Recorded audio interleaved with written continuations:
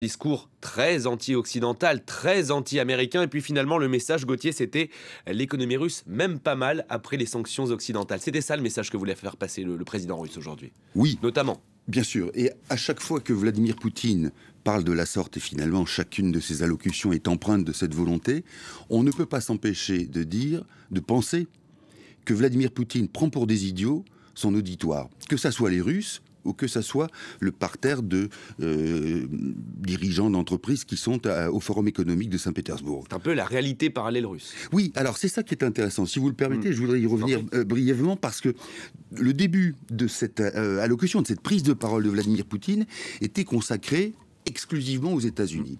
Et là, quand il dit, par exemple, je cite, que les États-Unis veulent punir les États qui ne veulent pas se soumettre, on n'a pas d'exemple immédiat, mais on peut imaginer, oui, ce qui s'est passé par le passé, l'invasion de l'île Grenade, la manière dont les États-Unis ont muselé dans les années 60 et 70 l'émergence de démocratie en Amérique du Sud, en Amérique latine. Certes, il y a des exemples, mais qui, aujourd'hui, muselle le droit à l'Ukraine, à la Géorgie, à la Moldavie d'exister? Deuxième exemple, il dit les États-Unis violent leurs propres principes. Alors ça, c'est une ancienne de Vladimir Poutine, parce que, souvenez-vous, à l'époque des Gilets jaunes, il avait qualifié ce mouvement à la fois de mouvement qui prouvait la déchéance ou l'incapacité de l'économie occidentale à satisfaire ses citoyens, et de deux, des propres manifestants finalement de personnes qui cassaient les icônes, qui étaient des saboteurs, puisqu'ils avaient maquillé l'Arc de Triomphe ici à Paris. Donc pour Vladimir Poutine, ce qui se passe en Occident est toujours dirigé au fond vers une déchéance, volontaire ou non, que lui appelle bien sûr de ses voeux. Alors, vous disiez aussi la question de l'économie, tout va bien. Oui, nous avons, dit-il, réinjecté des liquidités dans l'économie russe. C'est vrai. 120 milliards de roubles injectés pour les prêts à long terme notamment. Tout à fait, c'est exact. En revanche, il y a toute une partie, c'est presque de l'ordre de 50 milliards, qui proviennent du commerce des hydrocarbures. C'est-à-dire de ce que paient les Occidentaux. Donc cette réinjection, effectivement, et ça c'est toute l'ambiguïté de la réaction européenne et occidentale, cette réinjection de liquidités provient en partie de ce que, précisément, les Occidentaux paient pour leur gaz, pour les hydrocarbures, et auxquels ils ne peuvent pas renoncer tout d'un coup. Ça c'est clair. Mais alors, sans aller plus loin, il y a une dernière chose aussi qui m'a frappé, et ça c'est me semble-t-il, très important. Il a bien évidemment fait allusion au soutien du peuple russe, lequel peuple russe, effectivement, paraît soudé, même quand certains ont des doutes, et même quand certains essayent de résister. Là où c'est très important, c'est qu'il a fait allusion justement à ce ciment du peuple russe, et vous savez qu'en Russie, les gens qui vivent bien sont finalement proportionnellement assez rares, que l'immense majorité des citoyens russes sont juste à la limite de la précarité et que certains sont quasiment dans la pauvreté. Et que montre-t-il? Que montrent ces personnes?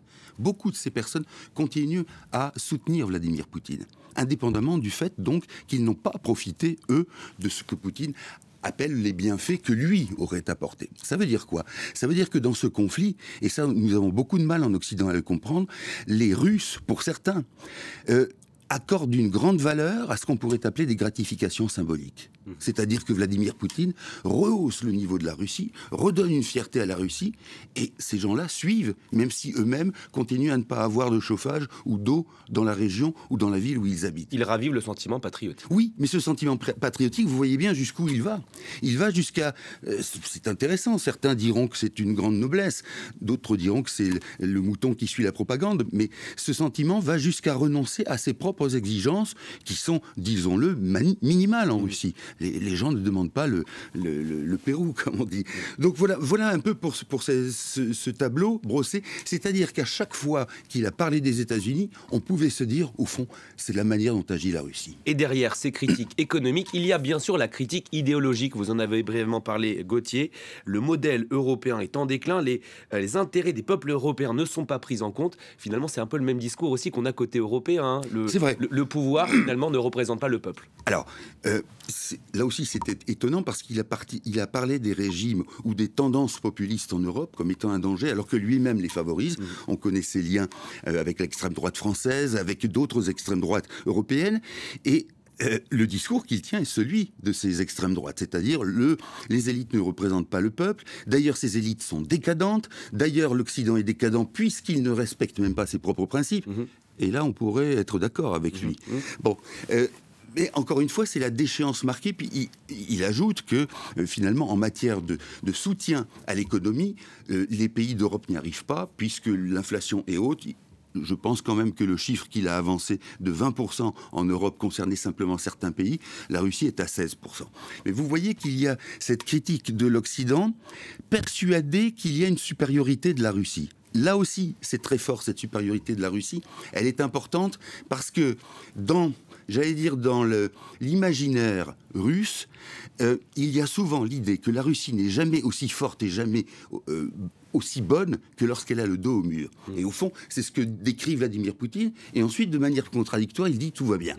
Donc vous voyez qu'on on joue, même de manière contradictoire, sur tous les domaines d'une rhétorique et d'une propagande qui, pour être éculée et éhontée, ne cesse pas moins de séduire une large partie du peuple. Et puis aussi de l'auditoire. Ici, encore une fois, on ne sait pas quels sont ceux qui sont persuadés de la pertinence des propos de Poutine, mais en tout cas, ils sont là et ils applaudissent. Et on l'oublie parfois, Gauthier, Vladimir Poutine est au pouvoir depuis 1999. Il devrait le rester encore peut-être une dizaine d'années. 99 à quelques minutes près, puisque c'était dans la nuit du 31 décembre. Tout à fait, on se souvient du départ de Boris Eltsine. C'est un calendrier tout à fait différent, et c'est ça aussi qu'il y a en toile de fond, c'est que les Européens se projettent peut-être sur les 4-5 prochaines années. Emmanuel Macron vient d'être réélu, dans 5 ans, il ne sera plus président. Vladimir Poutine sait qu'il peut jouer sur un calendrier à plus long terme. C'est vrai, ça fait partie de son argumentation, c'est-à-dire qu'il estime là aussi... Sauf s'il y a des problèmes de santé. Bien sûr. Alors, justement, les problèmes de santé, je fais une toute petite parenthèse.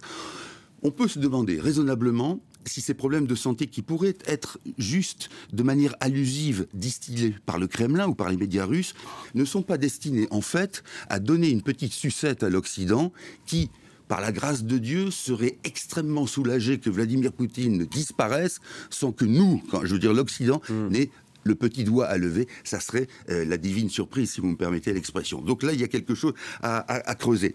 Mais sur ce que vous disiez sur la question de la Russie, de son économie et de la pauvreté de la réaction occidentale, ça c'est le discours classique. C'est-à-dire que Vladimir Poutine dit par rapport à leurs déclarations, ils ne sont pas capables de les assumer.